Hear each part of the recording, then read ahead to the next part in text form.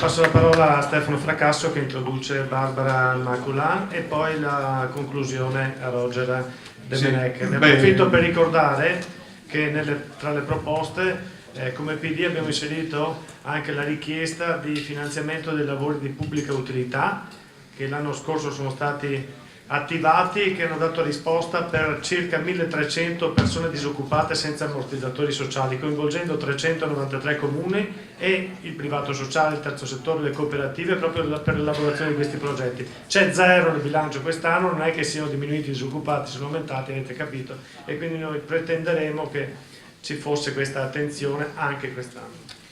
Sì, ringrazio l'ultimo intervento che ci ha ricordato la partita importantissima della programmazione europea, fondo sociale probabilmente destinato a crescere per il Veneto, sarà probabilmente intorno agli 800 milioni, il 20% va destinato, secondo le indicazioni dei regolamenti, all'obiettivo 9 inclusione. A me tocca uno degli ultimi interventi e dopo 2 ore c'è un po' di stanchezza. Vi ricordate un film di qualche anno fa, Pretty Woman? Julia Roberts interpretava una prostituta che incontrava sulla via Richard Gere. Ecco, era un film.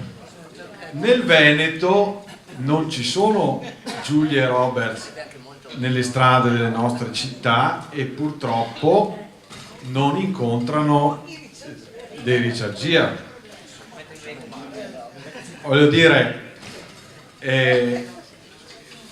la realtà è diversa dal film e nasconde una situazione di sfruttamento, di degrado umano, di marginalità e di violenza che è troppo semplicistico risolvere chiedendo che le prostitute paghino le tasse.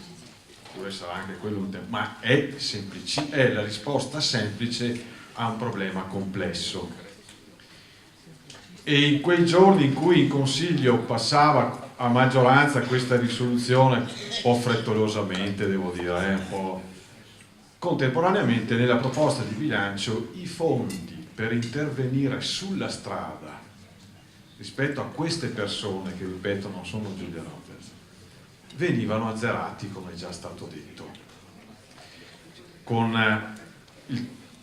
al centro dobbiamo tenere la dignità di queste persone e poi i contesti urbani, i cittadini, le zone dove si trovano, i sindaci che cercano di, come dire, contemperare queste situazioni con i temi della vivibilità e della sicurezza. Ecco, anche questo noi non possiamo liquidarlo dicendo che sono lavoratrici autonome.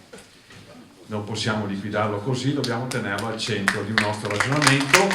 Chiamo Barbara Maculan, la cooperativa Mimosa, che ci racconta questo che non è un film.